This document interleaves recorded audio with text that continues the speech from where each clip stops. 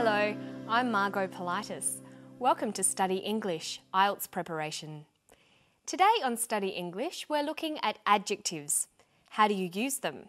How do you order them? And how do you use them to compare and describe things? First, let's listen to some descriptions about the world under the sea in the Gulf of Carpentaria off the north coast of Australia. It's quite an amazing place. We know more about the surface of the Moon or the surface of Mars than we do about the seafloor. The seafloor remains the last unexplored frontier. This is because it's covered by this impenetrable ocean layer that we can't see through. The only way we can see the seafloor is using sonar. The largest reef they mapped is about 10 or so kilometres across. It's an oval-shaped feature, so it covers around 100 square kilometres. Because of the fact that they are submerged in 30 metres or so of water, the reefs are very hard to see. No one had realised that the Gulf contained reefs just like the Great Barrier Reef. Being able to describe things properly is an important communication skill. You need adjectives for descriptions. They usually come before the nouns they are describing. The red car. But when you want to accurately describe something, you often need to use more than one adjective in a row. What if the car is big, red, and made of plastic? We call it the big red plastic car. Notice that the adjectives are usually separated by commas. But why don't we call it the red plastic big car? How do you know which order to put the adjectives in? Well, for native speakers, it's just that it sounds right. But luckily, there are some rules. It's called the Royal Order of Adjectives. Let's have a look at it. First, we have the determiner. That's articles, a, an, the. Numbers, or a word that describes the amount of something. It can also be the owner, the person or thing who the noun belongs to. So determiners can be a, the, many, some, or a name like John's. So we can have a car, many cars, John's car. The second type of adjective is opinion or observation. This tells you something about the quality of the noun. Useful, cheap, ugly, beautiful. Then we have size. For example, enormous, tiny, huge. Followed by age. It could be old, modern, 7-year-old. Then shape. Perhaps oval, circular or flat. A colour, like white, black or blue. Then we have adjectives that describe origin, where the noun is from.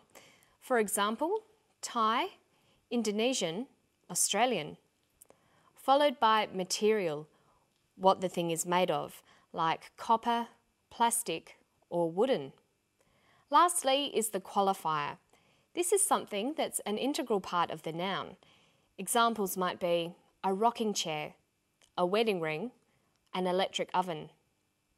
There are, of course, a few exceptions to these rules, but it's important that you learn them and practice them whenever you can. Have a look at these words and see if you can turn them into a phrase. Wooden, square, useful, box, lilies.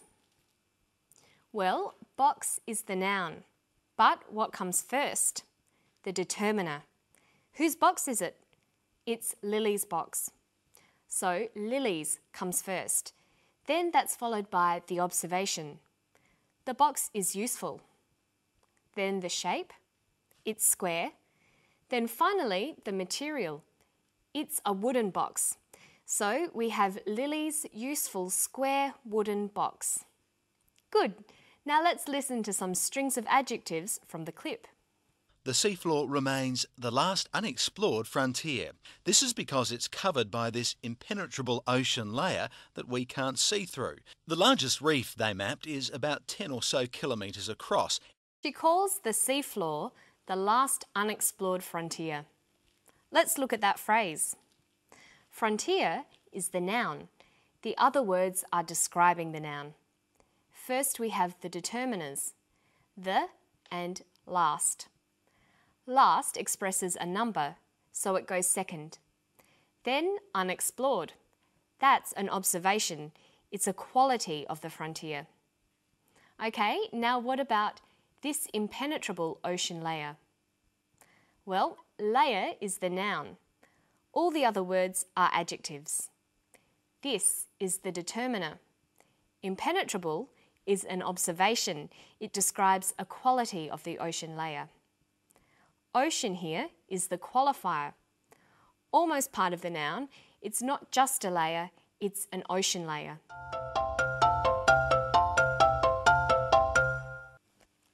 Okay, now you try one. Look at these words. They form a phrase that he used. Largest, reef, the. Well, reef is the noun, so it comes last. The is a determiner, so it comes first. Largest describes the size, so that comes after the. So we have the largest reef. Okay, there's another way adjectives can be used as well. They can stand alone. They describe nouns by following the verb to be. When used in this way, adjectives are complements. Listen to one here. The Gulf of Carpentaria is very flat and featureless. The Gulf of Carpentaria is very flat and featureless.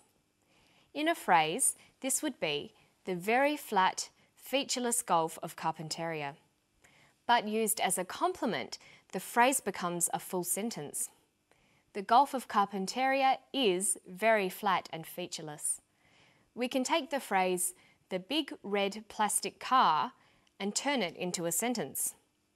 The car is big, red and plastic. Notice that the order of adjectives still stays the same. Now let's look at how you go about describing things.